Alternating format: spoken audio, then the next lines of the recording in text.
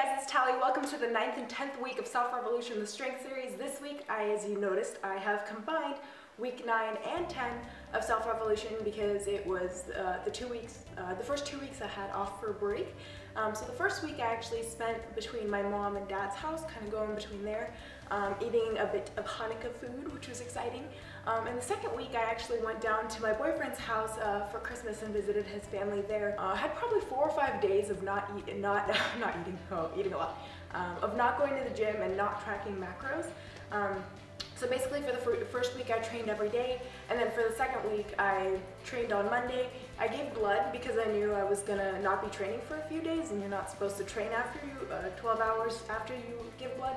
So I gave blood on Monday, had my last workout on Monday, and then the next time I trained was actually, I believe it was Friday and Saturday, because I just did a 3-day trial at a local LA Fitness, and they were really good about that, so thank you LA Fitness for being awesome and not being a total dick. So this first week, I just wanted to let you guys know, I know I seemed like I was kind of off grid for a little while. I've been having such a hard time with Sony Vegas 9. My friend Sean was awesome enough to let me borrow it and keep it from him because he's no longer using it.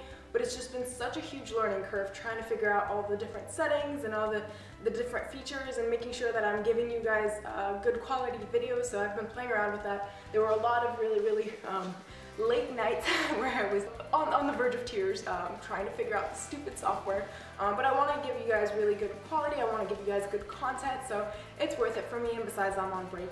I weighed myself every day for week 9, and my average weigh-in was, well, I'll post it right here because I forgot to actually look it up before I started recording.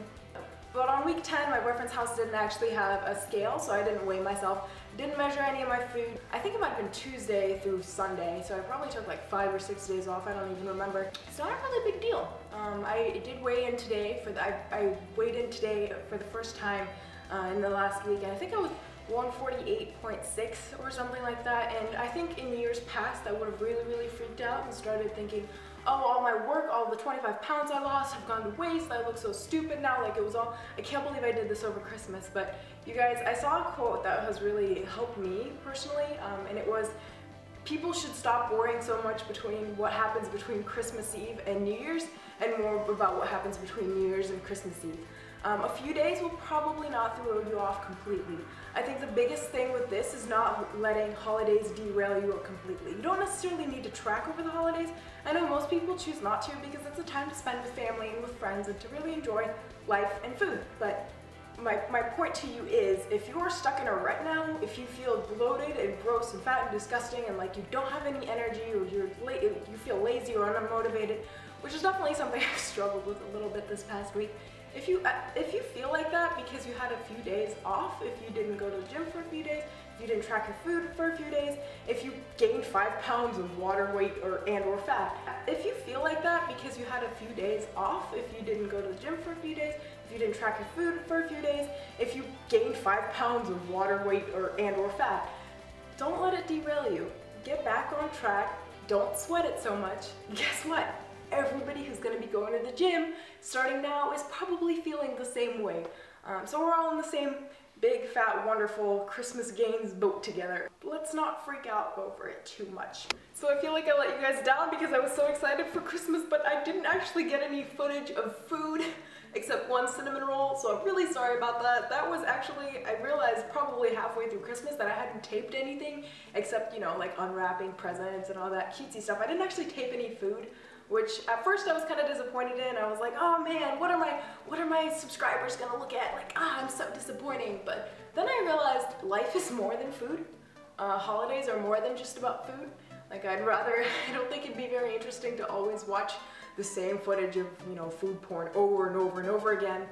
So I think it was kind of, I don't know, it was kind of symbolic for me that I didn't actually videotape all of the different food and cheat meals I was having, that I actually ended up taping more, you know, family spending time together, you know, people laughing over dinner or beating each other over the head with wrapping paper rolls.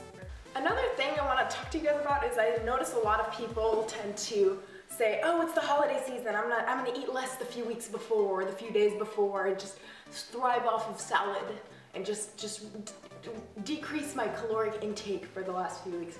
I want to let you guys know I didn't do that. I tracked my macros, I stayed consistent throughout the few weeks leading up to the holidays, because I didn't want to, you know, start eating less and then all of a sudden shock my body with all this food. And I also didn't want to put myself in this mental state of, okay, I've been kind of dieting for the last few weeks, now I have to go all out on anything related to Christmas food. So that was kind of my personal strategy. If you guys have any sort of, especially with New Year's coming up, what I would recommend, don't deprive yourself too much before that. Don't try to make space.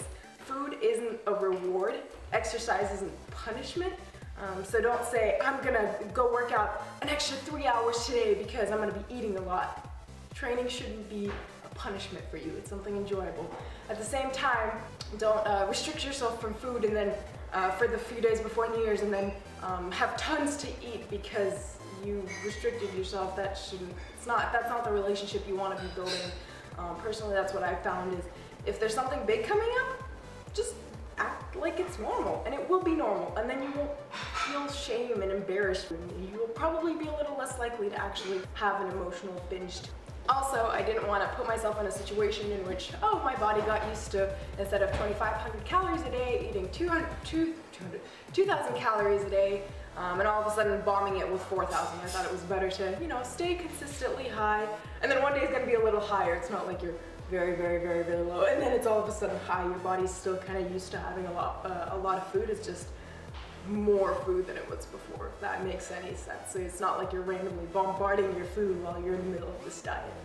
So I hope you guys all enjoyed your Christmas, if you celebrated Hanukkah, if you celebrate that, or Kwanzaa, or just hung out at home if you had any sort of break. Please let me know in the comments below what your absolute favorite Christmas dish was, and also what your favorite part about the holidays was that wasn't actually food related.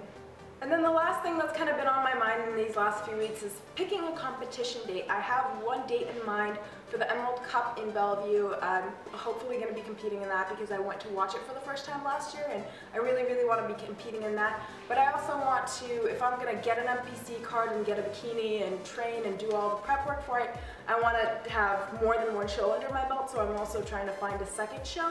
And I'm not really sure how much time I should take between the two shows. I don't know if it's, you know, you want to have them back to back or 3 or 4 weeks. I'm not really sure how much time you're supposed to take between competitions within the season. So if you have any input on that, please let me know in the comments below because this is really new to me and I'm still trying to find that second competition for myself.